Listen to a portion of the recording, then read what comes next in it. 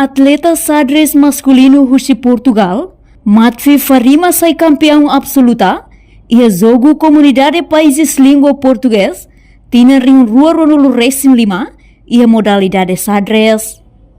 Competição da modalidade xadrez masculino e a jogo desportivo CPLP rua no Racing Lima finaliza o sucesso no rivalidade bot e a Loron no Racing Lima.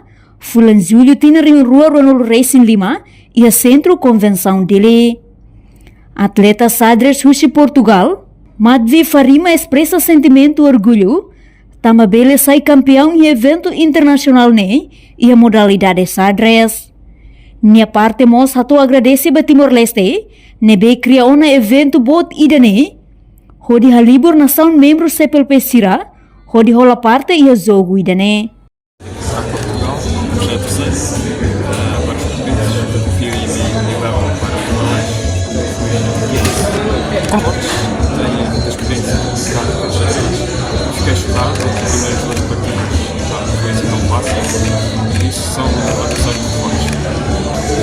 Fiquei muito espantado, depois muito bonito, uma cultura muito esplêndida. Estou muito feliz por estar aqui.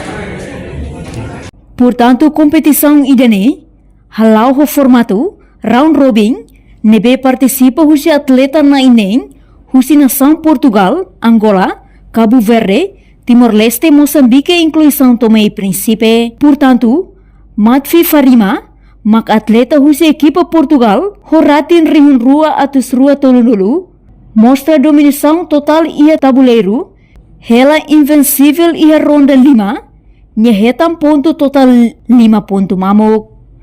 Nia tudo prestação profissional, no experiência bot, hotain break, valor 5.5, no Lima e critério seluk, e Kusmai Farima sai campeão e a competição idane. Reportagem email da Fátima, Televisão Timor-Post.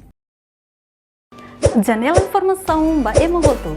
Atua tem informação atual dia clio, kita haluha, haneham botão subscribe, like. Halo comentário no faixa tutang ba media sosial hotu.